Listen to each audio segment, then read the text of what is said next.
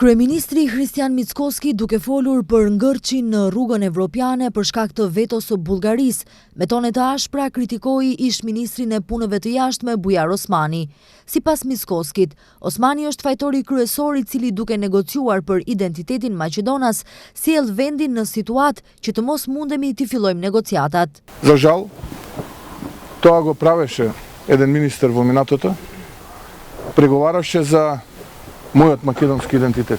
Për fat të keq, atë e ka bërë një ministër në të kaluarën, ka negociuar për identitetin tim Maqedonas dhe ka bërë gabim dhe nëse mendon se atë do ta harrojmë, gënjehet. Ne do të gjejmë mënyrë, do t'i ndërtojmë besim dhe do ta zgjidhim këtë. Ajo do të mbetet në memorien kolektive se çfarë dëmi bëri ai njeri identitetit dhe popullit Maqedonas me mos respektim.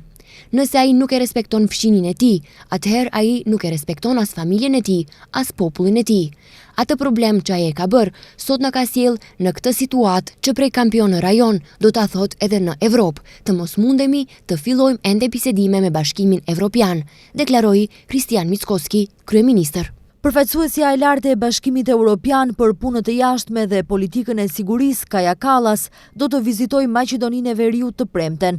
Vizita është pjesë e turneut të saj 3 ditor në Ballkanin Perëndimor, gjatë të cilit ajo do të riafirmojë angazhimin e Bashkimit Evropian ndaj rajonit dhe do të përcjellë mesazhe mbi politikën e jashtme dhe prioritetet e Bashkimit Evropian në fushën e sigurisë. Gjatë vizitës së saj në Maqedoninë e Veriut, përfaqësuesja e lartë Kallas do të takohet me kryeministrin Hristian Mickoski dhe antarët e qeverisë. Pastaj do të vijojë një konferencë e përbashkët për shtyp me kryeministrin. Më vonë, së bashku me ministrin e punëve të jashtme dhe tregtisë, Timço Mucunski, dhe ministrin e mbrojtjes Vlado Misajlovski, Kallas do të marrë pjesë në hapjen e dialogut për siguri dhe mbrojtje midis Bashkimit Evropian dhe Maqedonisë së Veriut në ministrinë e punëve të jashtme.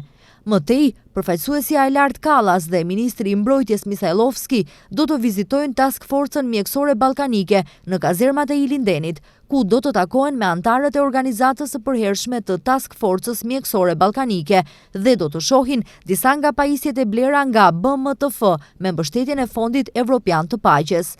Aty përfaqësuesja e lartë Kallas dhe ministri Misajlovski gjithashtu do t'u drejtohen mediave në lidhje me bashkëpunimin BE Maqedoni e Veriut në fushën e mbrojtjes dhe sigurisë.